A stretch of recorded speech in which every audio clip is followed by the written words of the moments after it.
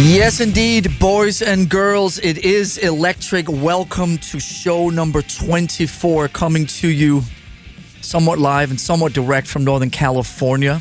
Nice to have you tuning in from all over the world. I am sitting here with my longtime friend. You and I have known each other for about, 200-300 years? It seems that way, I think. Brian Slagel is joining me here today. Thank you for coming. Thank you for having me. Brian is the CEO of Metal Blade Records, which is probably the most trusted, respected, revered... Oldest. Yeah, well, that's something you can say about all the rest of us. The oldest independent hard rock metal label on planet Earth. And in August, Brian's book, For the Sake of Heaviness, came out. And that is basically the story of your life, the story of your label, the story of all the bands and everything that you sort of crossed paths with and all that stuff for the last 35 years. Yes, sir. And I have a small role in that I was honored, and thank you for giving me the opportunity to. Thank you for doing it. For writing the foreword. For those of you out there who may have heard about this book, go check it out if you haven't read it already. Available just a click away on iBooks. For the Sake of Heaviness, Brian Slagel, written with Mark Ecklington. I landed in Los Angeles in 1980. Brian and I met just a few months later. And Brian has also a significant role in the history of Metallica because the very first music that appeared anywhere with the word Metallica next to it, even though there was an extra T in there. Yes, little misspelling on the first version. Good measure was Hit the Lights, which was basically James and I and our friend Lloyd Grant doing a solo that came out on the first record that you put out on your label. That came out in the spring of 82. In the spring of 82, the first metal Massacre. Hit the Lights, the first release from Metallica. So you actually have a very big part in the fact that Metallica actually exists. Because I remember you sort of said in passing, if you ever get a band, I'll put you on this Metal Massacre compilation thing I'm doing of up-and-coming LA bands. I'm not really sure if you meant it. I mean, obviously you meant it enough to say it. I needed bands anywhere I could get. Right, and I'm kind of running around trying to put two and two together and trying to figure out how it all works out and see if I could ever do something. And so I don't know how many people know the story, but I met James Hetfield in the summer of 81, and we had a quick jam. Nothing happened. He always tells a story about how the cymbal stands were falling over and I hadn't washed in weeks and all that usual stuff I've heard 9,000 times. The Danes don't believe in showering. So we had a jam. Nothing happened. Within a few weeks of that, and I was jamming with other people and trying to get something off the ground and went nowhere. I went back to Europe, hung out with Diamond Head, met the Saxons of the world, and followed tons of bands around on tour. Came back 3-4 months later, and you and I were hanging out. You said, I'm going to do this compilation record. If you ever get a band together, I'll save a slot for you on the record. So I called up that James Hetfield guy that I had sort of saved. There was something about the way we connected. And I called up and I said, my friend Brian is going to give us a record deal if we form a band. And he was like, oh my God. And at that time, I mean, record deals, unlike now where you just make your own records. It was a big thing. On your computer. It was like a record deal. That was like a big bait. And then James and I got together again. We wrote the song Hit the Lights. We made a rough version of it, really rough version. And then we gave it to you, and you put it on your record. And that was the beginning of Metallica. Wow. Beats one. It's electric with Lars, Ulrich. The Metallica story and the story of Brian and the story of Metal Blade Records are certainly intertwined, and we have remained great friends over the last 3.5 decades, and we're just getting started. I'm just getting started in Metallica, and you're just getting started with what you're doing, right? So crazy. Let's celebrate not just what's behind us, but also what's ahead of us. Yes. Our story started in Reseda, California. The country club was the venue out in the valley there. Michael Schenker Group was playing December of 1980, and run with it. Tell me how you and I met. Yeah, so basically, I was at that show. Another friend of mine named John Cornarens was also at the show, who played a significant role in the early days of all the metal stuff in LA. I actually did not meet you the first night there. He saw you in the parking lot, and Lars was wearing a Saxon European t-shirt. Now, in 1980, excuse me, nobody in LA knew who Saxon was, let alone had a European t-shirt. So he runs over to him again, where did you get that t-shirt? It's like, you know who Saxon is? And I believe he said that you said, you know who Saxon is? He says, yeah, and he's got me my friend Brian. I think it was a day or two later that we ended up hanging out. What really kind of blows me away, I just was thinking about this as you're doing the intro, is like, what are the odds in 1980 in Los Angeles where no one knows about, this is, many, many years before internets and cell phones and all this nonsense. You would be coming from Denmark and I'd be living in Los Angeles. We'd both be listening to the same music that no one else was listening to at that time. Like the odds of that are so, that kind of really blows me away. At that time, all the music that was on my radar was from Europe, and everything that was on your radar was from Europe, but everything that was going on in LA was the antithesis of that. It was pop rock, hair metal, and no disrespect to all these bands, but the bands that were playing the clubs at that time and that whole thing we didn't fit in, and and that's why Metallica ended up in San Francisco a year later. And even in 1980, there was really I didn't even know that any metal bands existed in LA. I was just all focused on the new wave of British heavy metal and, all that AC/DCs and Priests and that sort of stuff. So I didn't even know those bands existed until I started working at a record store. Right. And then I kind of found out about it. Yeah, I mean, it's hard 35 years later to sit and explain that at that time there was, like you said, no internet, no ways of information getting around, that at that time, if you weren't in it, you didn't really know about it because there was no ways of this stuff showing up on your radar. You and I both I went into a place in Costa Mesa called the Music Market. You had a place up in the valley, right? Yeah, eventually I worked at a record store called Oz Records That's up right. in Woodland Hills, California, that I was lucky enough to start working there. And the first thing I did at that point was beg and plead the owner to just give me a small budget so I can bring in these European heavy metal albums. I swear I'll sell them all. And he's like, all right. And worked out all right. Just going back on your own musical journey, what were the first things that turned you on? I mean, you said Priest and Maiden and so on, but going back before that? Before then, I really hadn't had much to do with music. Like, we weren't a musical family. My mom kind of played piano a little bit in church, and that was the extent of it. But then I heard, Johnny Cash and Jerry Reed. That was really all I really knew about music till I was 11 years old, and I went to my cousin's house, and he played me an album by Deep Purple called Machine Head. And all I remembered was what is this? I was freaking out. It was amazing. So I went and bought it the next day for, $1 at Woolworths or whatever the place that existed back then. And about a week later, my neighbor goes, oh, hey, you like Deep Purple? You should listen to Black Sabbath. And he played me Sabbath, Bloody Sabbath. And that was the end. I was down that road with no return. And you know what's so cool is that as you're saying that, I'm thinking on my own experience. The first album I ever bought was Deep Purple's Fireball, which was the album that came out just before Machine Head. Yep. And just like you, when you start with Deep Purple, you go to Black Sabbath and Led Zeppelin into the Uriah Heeps and the Status Quos and all that. So there we were in two different parts of the world living the same experience. When I met you, there was a new heavy metal review, which was the fanzine. At that time, people were doing fanzines, and everything was about mail at the time. I don't know if any listeners out there even know what the mail is, but I had pen pals all over the world. We would write about music that we enjoyed. We would send cassettes to each other. We would send little fanzines, local fanzines in California and Europe, and people would sort of, here's the hot band in Holland, and here's some cool band in Germany. You had your own magazine, the New Heavy Metal Review. Yep, the first ever U.S. heavy metal fanzine. The first copy of it is Xeroxed. It was pretty terrible, but it was cool to do. Just, I wasn't really musically inclined, so I decided, well, what else could I do? Well, let's do a fanzine, because again, so influenced by the new wave of British heavy metal and what was happening over there. It's like, I'll do a fanzine. So just not knowing anything other than I'm just going to do it and get it to, 100 of my friends or something. When you think back to those years, was there an entrepreneurial side of you that came from your parents, or where did that inspire? No. So there was no sort of, I have a plan. I'm going to do a fanzine and I'm going to do a label and there was nothing. There was zero plan. I was a huge fan. I just loved the music so much. What could I do to help other people listen to this? Because right before that, when I was in high school, I used to go see some bands playing around LA that I really loved, and they never did anything. Like one of them being George Lynch, who we all know now from Dokken and a million other things. He was in a band called Exciter, Xciter, not the Canadian band. This is way before then. And I loved them. They were my favorite band in high school. And I thought they were awesome. And nothing ever happened with them. Nothing happened. And I was so bummed out. There's a couple other bands I saw in high school that nothing happened with them. And I just felt compelled to if I see something good or I like something musically I'm passionate about, I wanted to do whatever I could to get other people to hear it so maybe something could happen. That was really the fanzine, and that kind of led into all the other nonsense.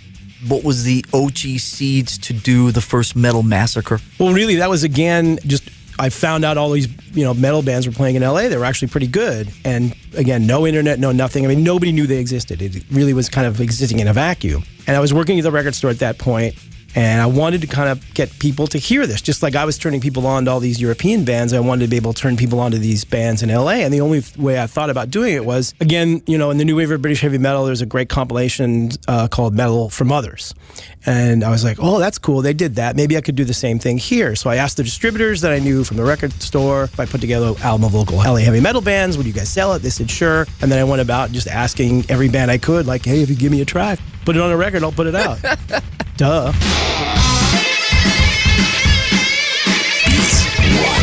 It's Electric with Lars, Ulrich.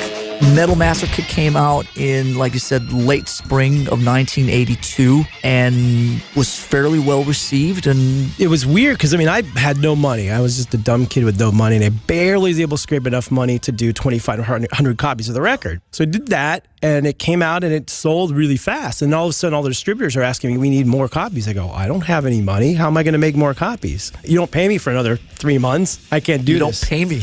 Yeah. We had to, eventually found somebody that came in that was going to license it and manufacture it and all this stuff. There was 2 editions of the first one. Right? There's 3 versions of it, actually. So there's the original one with the misspelling of the Metallica. Right, with the black and the black and silver. skulls. Yep. And there's 2,500 copies of those. Then there was the second one, because I had no money. I licensed it to a company called Gem Records, and they changed the cover. It was like silver with just a couple skulls on it. I have no idea what that sold, because I never got paid, and I never got accounted to or anything. That came out, and then we got the rights back after they, never paid us, and we sued them, or they went out of business or whatever. And then we put out the third version of it, which was the original version with Metallica spelled correctly. And no Steeler, because they left because they thought they were going to have a record deal and stuff, so they left. And then Black and Blue actually came on into there.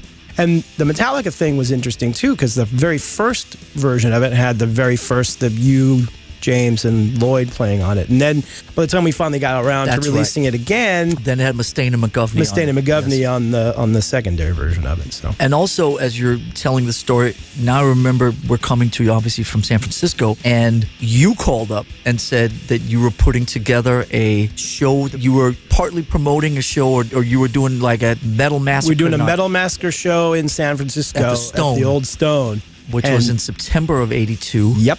And Bitch was headlining it. Right. And originally, I think Cirith Ungol was going to play it, and they dropped out. Right. And then somehow I mentioned that to you, and you said, we'll do it. Or I called you. I can't remember. Now, wait a minute. That beckons the questions. Why weren't we invited before Cirith Ungol? That's a very good question. Okay, let's talk about that for a second, young man. I'm not. Okay. I think it might have been a budgetary reason. Okay. I'm not sure. We'll leave that That's one alone. That's a good question. We'll leave that one alone. So Cirith Ungol dropped out, and then we threw our shit in Ron McGovney's pickup truck, I remember. Yep. And we drove up to San Francisco, and we played the Stone. And at that time, Metallica was primarily a cover band. Mm-hmm. We played Diamond Head songs, we played Blitzkrieg songs, we played Savage songs, we had Hit the Lights. I don't think we had any other. I'm trying to remember if you might have had one more by then. The Mechanics that became the Four Horsemen. Yeah, sounds right. We may have gotten paid in beer. I think we got like 2 12-packs or something out of that, which was more than enough. I think what happened, and I don't want to incriminate anyone here, but I think what happened is you guys ran out of beer and there needed to be more beer, so you just kind of... We helped ourselves, yes. Helped yourselves we to helped the beer, ourselves, and then afterwards the promoter's like... I said, hey, where's the money? I think it was like $100 or something, whatever it was. Metallica drank all of their money already. And I was like, are you kidding me? That's right. So, there was an open door somewhere to a storage facility, and there was some beer in there that was screaming, take us. Yes. Take us into your pickup truck. Obviously, what was so cool about that night was that led to our relationship with the San Francisco Bay Area. Yes. And it led to basically Metallica being based up here. Well, and just to interject really quickly, when Metallica was first playing in LA, they were super heavy, like too heavy for what LA was going on. Because at that point, kind of the Motley Crues and Rats had kind of taken off, and they were going on in a different direction. And then there was this other underbelly of, like Omen and Bitch and a couple other bands that were a little bit heavier. And you guys were even heavier than them. So I remember going to shows, and it was always difficult for you guys to get booked because people thought you guys were a punk band. It's like, no, they're not. And then you went to San Francisco. I remember that show vividly. All of a sudden, it's like, these are our people. They freaked out. In fact, you may not remember this, and you may not have even seen it, but the opening band was so bad that night, the local band, Then everybody in the crowd turned their backs and didn't even look at it. And then you guys went on right after that, and people just freaked out. It was like, oh my God. But it felt, like you're saying, it felt different. In much Los different. Angeles, when we were playing, it was an uphill battle every time. There were 2 or 3 people that sort of knew who we were. But when we came up here, it felt like people were independent and were into the music, not the scene, not the looks, not all that stuff. But people were here for the music, and you could feel that the English and the European hard rock had penetrated up here at a different level. You're talking about the Iron Maidens and the Judas Priest, but also some of the new wave of British heavy metal bands. So that was one of the first times I walked into a show where there were probably 50 or 60 kids wearing the denim jackets with all the patches. Like, you'd see a couple of those in LA. I was like, whoa, this is different. I like it. Yeah, that was crazy. And then we instantly felt at home up here, and we got invited back to play the legendary shows, the Metal Monday shows at the old Waldorf. Thank you to Tony Isabella for those hookups. And then a guy named Cliff Burton showed up. Yeah. Remember, there was the reverse. There was San Francisco Metal Night. Yeah, it was at the Troubadour. So the story with Trauma, which was Cliff Burton's band, so they had some managers, and they sent me a tape, and they were on Metal Massacre 2. And they'd played the Troubadour once. You weren't there. I saw them, and the band was okay, but the bass player was insanely amazing. Like, this guy was just, why is he in this band? He's unbelievable. And then, as luck would have it, a couple weeks later, you said, hey, we're kind of looking to maybe switch up the bass players. You know anybody? And I was like, this guy from San Francisco is really good. And by the way, they're playing here in about 2 weeks. Right. James and I went out and checked it out. And when you say, hey, by the way, do you know any bass players? I mean, we could do a whole show on just Metallica and Brian Slagel's relationship. We want to talk about your book and the rest of Metal Blade, but in 1986, after Cliff's untimely passing, when we needed to fill that slot and we were all completely shocked and didn't know what was up, down, or sideways, and we needed to carry on, and I was beyond bewildered and didn't know what to do, I called you up and I said, what are the hot, kick-ass bass players out there? And you suggested a guy in an up-and-coming band from Phoenix called Flotsam and Jetsam, and he was the one that ended up in the band, Jason Newsted. Yeah, it's crazy. Well, I think I first mentioned Joey Vera, and you guys said you already talked to him. He wasn't into it at the time, so because Armored Saint was still kind of fairly big. So I said, well, there's... I knew Jason was a huge Metallica fan, and he was a phenomenal bass player. I just felt like he would fit perfectly in there. So, and it ended up we had 14 amazing years together. Crazy. Wait a minute, why didn't I call you about Rob Trujillo? I think yeah, really. I think we had a conversation in general, but I mean, at that point, you guys already knew Rob made sense. That worked out very well, too. That has worked out very well. Thank you. 2 of the 4 bass players in Metallica, you are somewhat directly responsible for. Thank you for that. I'm just trying to help. But enough about Brian and Metallica. Let's talk Metal Blade. So Metal Massacre shows up, and it's penetrating in Europe, in America, so on. There was a Metal Massacre 2. And what was the first band? So I know Slayer and Armored Saint were sort of the next bigger ones, bigger bands that showed up in the story of Metal Blades. Tell me about those relationships. And, well, first of all, I never wanted to do a record label with this. I just put out a compilation to help bands. And one of the distributors knew I didn't have any money and said, hey, if you can bring us bands, we'll do a manufacturing distribution deal. And I was like, oh, that's kind of interesting. So that kind of started the label going. Then I think the very first band we signed was Bitch. And then the very second record we did was by Armored Saint. EP called just Armored Saint. There's no title to it. And that was a significant thing for us because, well, first of all, I had seen there's a magazine called BAM Magazine that existed back in the 80s. It was like the music magazine, like the sounds of California, basically. Yeah, Bay Area monthly. Bay Area, yep, exactly. And they had a full-page ad. They'd won some Battle of the Bands. They had a full-page ad. I was like, whoa, these guys are dressed in leather and like studded belts. This looks cool. So I called them up and I said, hey, I'm doing these compilations. I'd love to come see you guys. And they said, well, our bass player injured his hand in an accident. He was in a car with Tommy Lee, who he's also playing in a band with at the time. Armored Saint had done a gig up in Big Bear or Mount Baldy or somewhere where the snow is. And he was in Tommy Lee's car, and they were driving back down and hit some black ice and went flying. And Joey was in the back of a hatchback, went through the hatchback, which is like a glass thing, and messed up his hand. So they were unavailable for about 4 months. Then they finally came back and saw them. They were amazing. We did the EP. And then they were the first band from our label that signed to a major label after the EP came out, Chrysalis, which was really huge for us because, it was a tiny little, I was just me in my mom's garage trying to do this all by myself. And having a band get signed to a major label, and then every piece of press they did, they mentioned we came from Metal Blade, and they were really cool about it. And that was a really big step for the label to kind of like get people to understand who we were. And Armored Saint also threads into our story because Yes. they ended up signing with our managers, Q Prime, and we loved those guys, and we took them on tour a lot, and they played with us all the way up through the Master of Puppets album. They were our go-to support act. They were our buddies, and we loved playing with them and had them out all the time. And you guys out there that know Metallica really well also know that in the very, very early days, which we, for some reason, keep circling back to here. Of course. On It's Electric today, James Hetfield really did not want to sing in the first, say, 6 months of Metallica. We were looking for a vocalist. And we had seen Armored Saint play the clubs around the LA circuit at that time. And John Bush, the singer in Armored Saint, had an amazing voice, an amazing personality, and an amazing sort of stage presence and aura and the whole thing. And we were like, that's the perfect singer for Metallica. And we kept talking to him, come join our band. And he was like, no, I'm not having it. Armored Saint, it was where he wanted to stay and show someone, which we obviously respected. But we tried hard to get John Bush to join our band back in the day. I think it all worked out well for everybody. It worked out very well for everybody, but Armored Saint is somebody who obviously threads together both in the Metallica and in the Metal Blade story. Beats One. It's Electric with Lars Ulrich. Then the other band from that time is Slayer. Slayer, yep. So it all goes back to Bitch in the early days for me, because Bitch was playing at the Woodstock in Anaheim, California, which is, a little further away from where I was living. And there's a scene out there happening, and I didn't really go to Orange County a lot to see shows, so they were headlining it. So I thought, well, I should probably go early. There's a couple bands on the bill that look kind of interesting, one of them being Slayer. So I went out there and saw them, and they blew me away. They were very similar to Metallica in the way that the show I saw them was mostly covers. They played maybe 2 originals and mostly covers, but they were phenomenal. I could just tell this band was What were really the other amazing. covers they played? They played like Judas Priest. Played Judas Priest, Iron Maiden. It's funny because Carrie and Carrie's like one of my best friends, and we argue all the time about this. Because I swear they played Phantom of the Opera by Iron Maiden. He says they never did.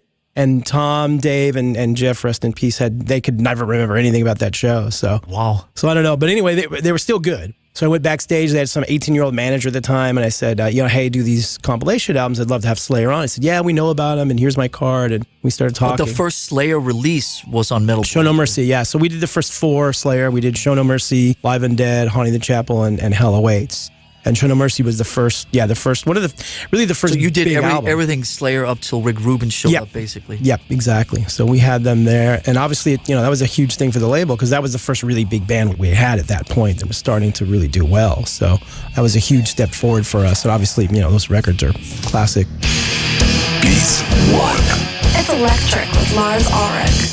Give me a sense of the mindset. So now it's 84, it's 1985. Metallica's off doing what we're doing. You're in I guess, Woodland Hills at the time. Woodland Hills. And you've got half a dozen records. You got, what, bunch of employees? You got No. I mean, are you still running this thing out of your bedroom? For 3 years, 82, 83, and 84. You were running it from ran your it bed. from my mom's, from a room next to my mom's garage, which had no air conditioning, by the way. And Woodland Hills is like 108 in the summer, so that was really fun. That was a one-man show. I was doing everything myself. I was, producing the records. I was doing all the artwork. I was putting it together, doing the manufacturing, just kind of a one-man band, basically. And 18-hour days, 7 days a week, but I didn't care because it was so much fun, like, working with these bands and turning people on to the music, and the music was starting to happen, and the scene was starting to happen, so it was a whole lot of fun. I look back on it like, wow, that's kind of crazy, but it was that fun. beckons the question. Who was the first employee that was hired? Well, I mean, kind of Bill Matoyer, who did a lot of the engineering and producing from us. He was kind of your house guy. Yeah. And he was helpful because back then, studio time was expensive, and he was able to get it cheaper because he worked at the studio and stuff. So he was really technically the first employee. And then when we finally got an office, we actually hired like a receptionist at a first little tiny office there in 1985, I think, early 85. And then, was there a point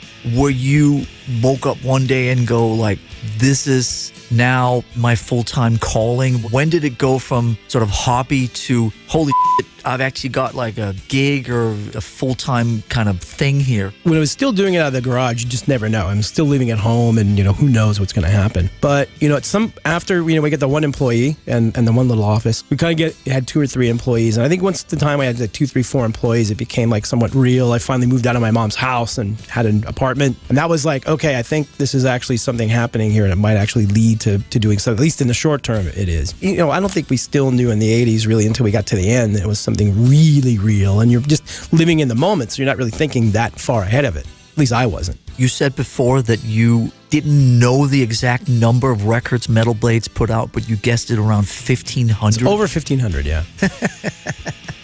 That's insane. That's a lot. That's fucking crazy. That's 35 years. That's about 50 or 60 a year, I guess, something like that. When you look back over your career and the 1,500 albums, I mean, off the top of your head, what are the highlights? I mean, we talk about a lot of the Metallicas and the Armored Saints and the Slayers and the Bitches.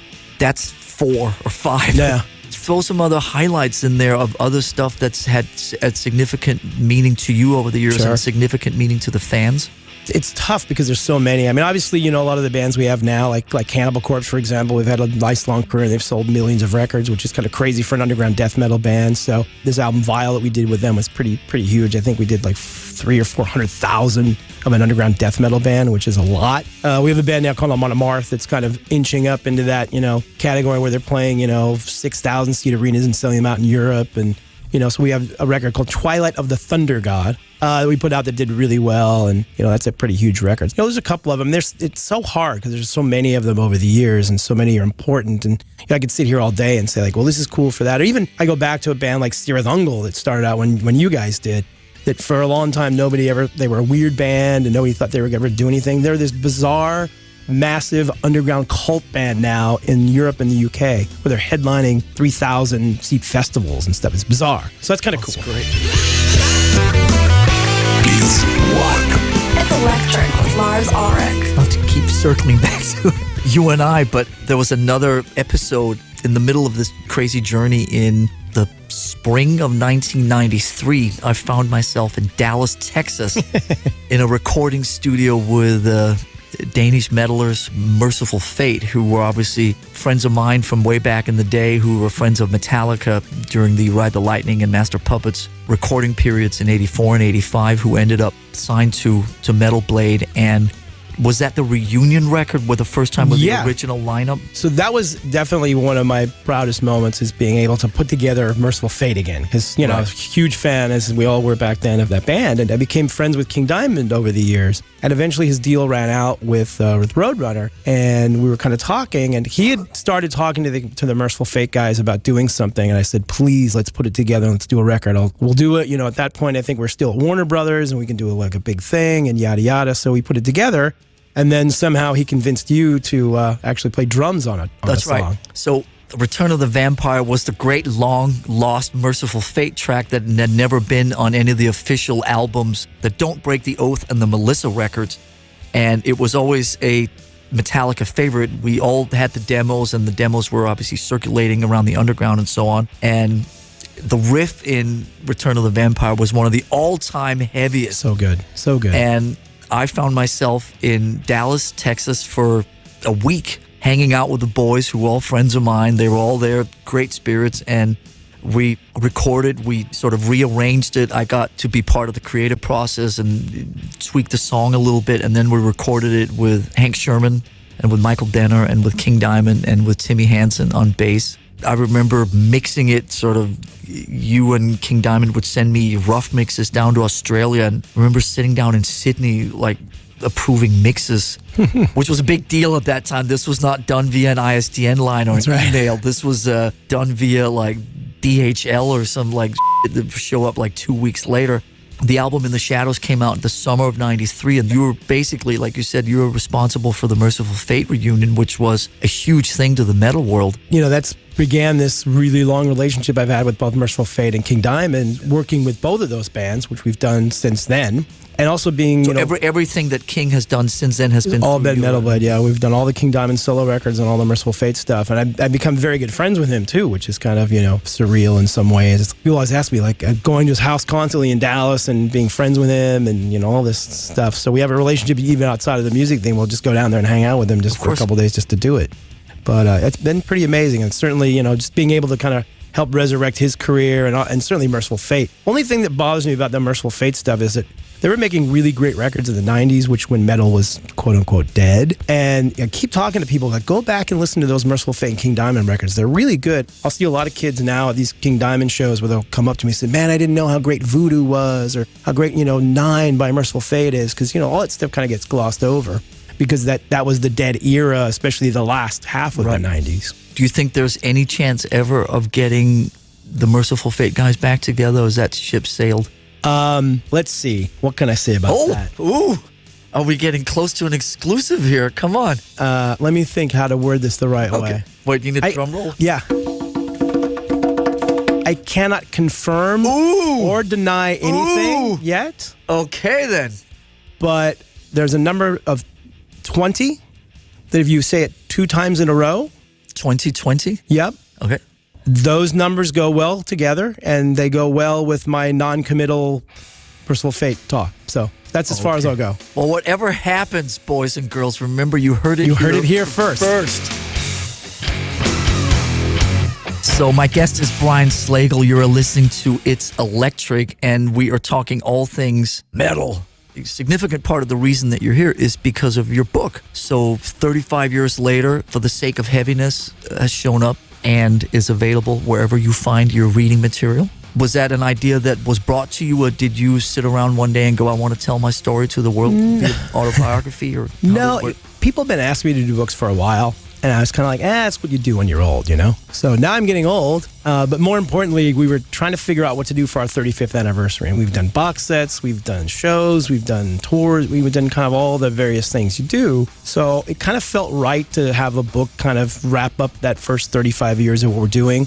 So it seems, all right, well, let's do that. And let's base that kind of the focal point of what we'll do for the 35th anniversary. And just proceeded to go out and do it, which takes a long time. How did you end up with Mark Eglinton as the co-writer? So there were 3 or 4 guys that I knew because we've done a couple of books in the past, believe it or not. So I knew a couple of writers, and then there's so many books that have come out on Slayer and Metallica and heavy metal. So I'm constantly doing interviews with a bunch of guys. So I knew a lot of the authors, and I narrowed it down to 3 different guys and just had like really long conversations with each of them about what their vision of the book would be and how they felt it would go.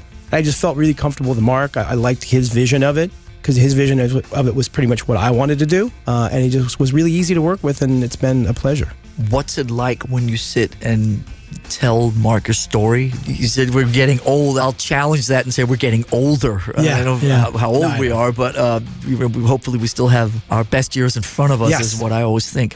But when you sit there, 35 years, this amazing story, this amazing label, this amazing life, we get asked obviously all the time to do those, yet we've resisted it for reasons we don't need to get into now. But what's it like when you sit there and tell your story? Give me a little bit about that. It's a little daunting because you have to have a lot of work. You got to do everything. But for me, it was kind of fun because to kind of remember everything, I would just basically look at the releases that we put out in a specific year and go, oh, I forgot about that story or that story. So it was actually kind of fun. It was kind of because at this point in time, you know the same thing. You're just constantly moving forward, doing what's doing now. You don't really look back at anything, and even enough stuff on your plate every day that you don't have time to do that. So it's kind of nice to take a little bit of time and kind of go back and revisit a lot of those stories, and even kind of remembered some stuff that I had kind of forgotten before. So it was pretty cool. And I would just basically, Mark and I would talk for an hour and a half, and we'd just go over a bunch of stuff, and then a few days later we talk for another hour and a half, and then he would start writing some stuff and send me his writings, and I go, yeah, that looks good, change this and that. And that was really the process. It was a lot of time, but surprisingly kind of fun. Was there anything that you learned about yourself that plays into your path forward in terms of the choices that you're making? I guess, the whole thing was just continuing to do it. I never would have thought in a million years I could do a label or anything like that. Because there were a lot of times when I went back, especially in the early days, where, there were some tough times where I didn't know what I was doing. I was a young kid and took a couple music courses and read a couple books and trying to run a company. And you make some mistakes here and there, but I think the key was made some mistakes, almost cost me the label a couple times, but you just get past it. You figure out a way to get around that or survive that. And, I think that's really the one interesting part of the book that I thought interesting is, and talking to people who have read the books said the same thing. Like, we almost went out of business because I love vinyl. I never thought vinyl was ever going to die. And everybody said, no, vinyl is going to die. You should stop making it, make CDs. I'm like, not going to do it. And then we got shipped back, I don't know how many thousands of pieces of vinyl and almost cost me everything. So I was like, mistake made. Let's learn from that mistake. Piece 1.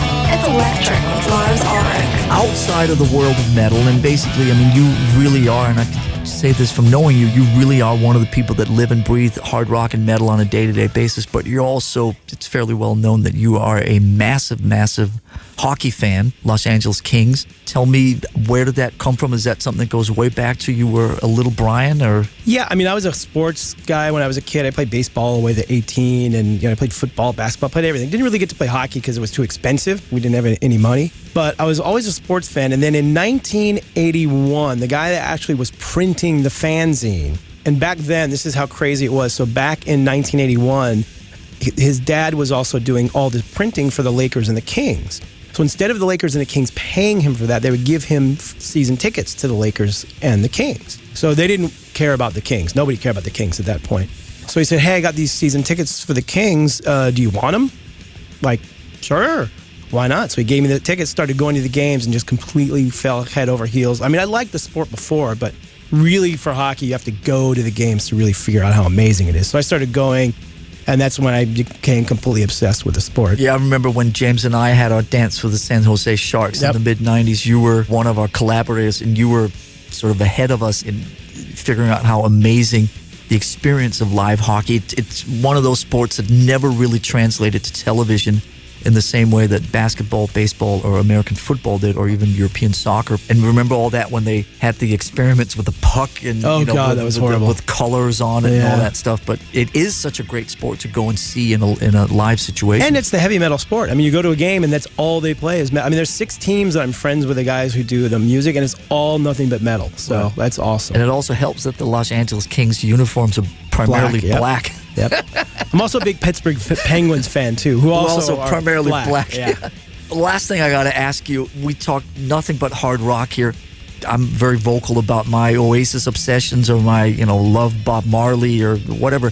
What are a couple of your musical guilty pleasures that have nothing to do with hard rock? Well, I guess it's kind of sort of, there's some elements of hard rock, but by one band that I love that's not really considered a hard rock or metal band is a UK band called the Manic Street Preachers. Sure, of course. And I love, especially their punkier. They're a little punkier, and they kind of went down the more kind of rock Oasis-y, I guess, sort of stuff. But I love them. Everything they've done is pretty amazing. And then my other band that I love that's again, it's more punk or more ska, probably, is the Mighty Mighty Boss Tones. They're really good friends of mine, and they're one of the most fun bands I've ever seen play live. They're just so much fun. A crazy guilty pleasure, like you just love some, I don't know, culture club song that you sing in the shower when absolutely nobody's listening? Not really. I will admit, though, that there's a couple Katy Perry songs that I think are pretty good, or Pink. Some of those pop songs that came out in the last 6 or 7 years, I'll go like, Firecracker, that's a really good song. I think that exists in my iTunes. Of the maybe 5 or 6 non-metal or rock or something. Cue the Katy Perry song. There you go. Right now, there you go. My guest is Brian Slagel. The book is For the Sake of Heaviness, out now wherever you get your reading material from. Brian, thank you so much for trekking up here to San Francisco and being a part of It's Electric.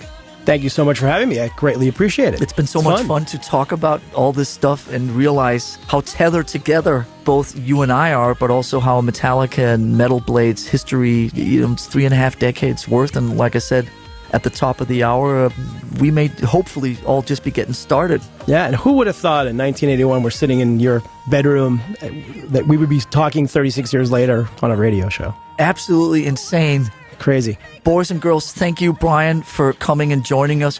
Remember, never refer to yourself in the third person. Lars Ulrich, episode 24 of It's Electric, saying thank you, over and out. Piece 1. It's Electric with Lars Ulrich.